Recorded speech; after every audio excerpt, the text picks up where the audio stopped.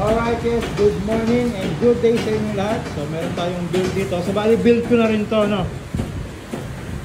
Naka plus 4 yan na crank.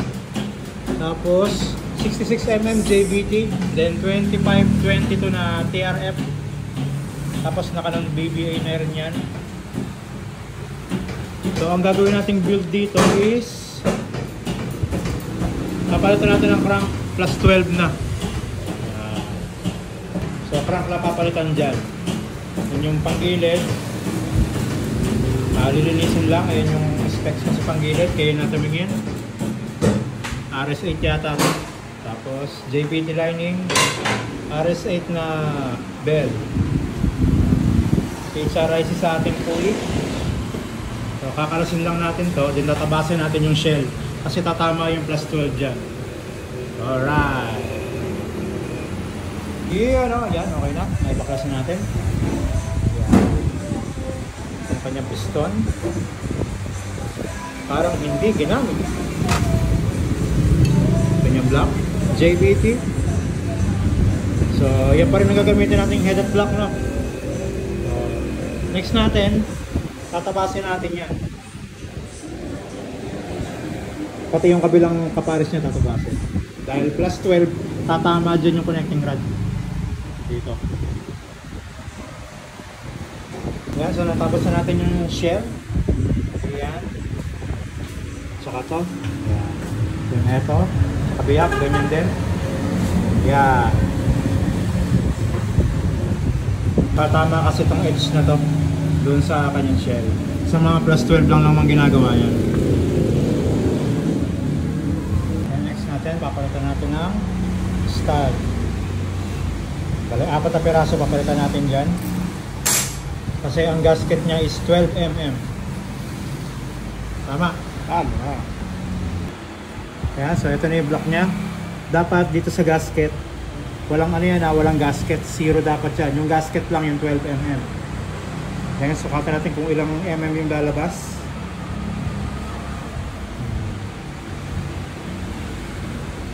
Ayan. So, bali guguhitan na lang natin yan para matapos natin. Pero ito naguhitan ko na.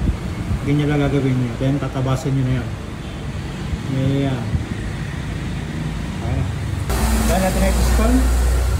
Ayan. Kaya mamaya parang bago na yan. Tabasin nyo. Ayan.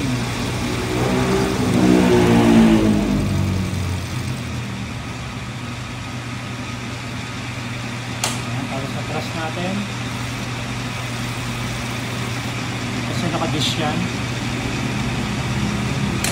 Ayan.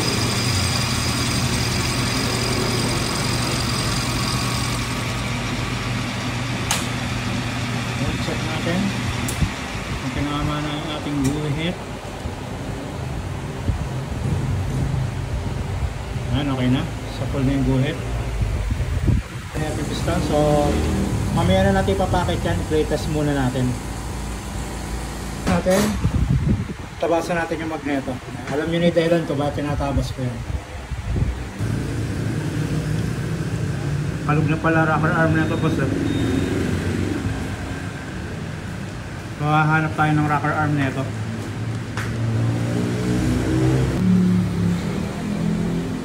Ayan boss.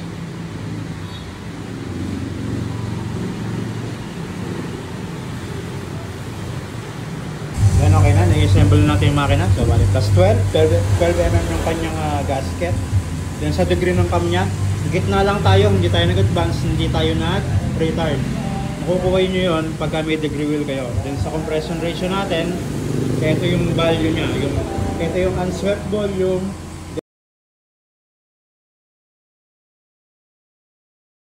Then ito yung swept volume. Ayan. So, double check na lang, then isasara. Alright, ayan na. So, ready to start na to. Nakakabit na lahat. Susure lang yung mga connection. Yan sa pipe na ginamit natin. JBT version 4. Ayan. So, bali 242cc to. Bali, nakarang clapper dyan, tsaka pipe. Tapos, nag-modify tayo sa piston. Then yung intake rocker arm niya, alog yung bearing. Eto. Pagka side na alog, okay lang. Huwag lang yung up and down kasi medyo maingay ito. And then start natin. And fire. Iyan oh! It's alive! Iyan. Wala pang kulant yan. Biglit na lang natin. Non-BBA yung cam na ginamit natin dyan. Ano? Bali, nung 215cc to, non-BBA na to. Ngayon, non-BBA pa rin ang kinabit natin cam. Yun o. Yeah. So, next natin, brake.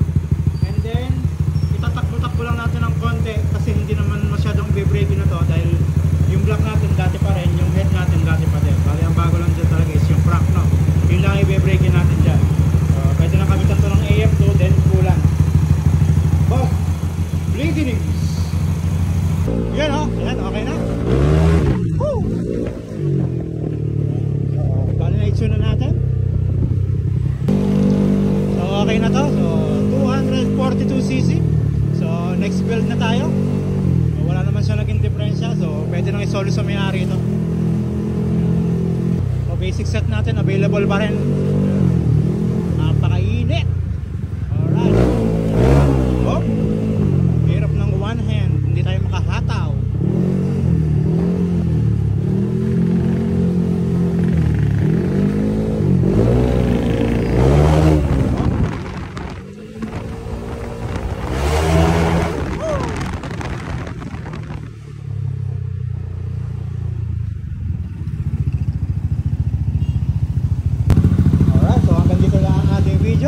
Thank you and goodbye.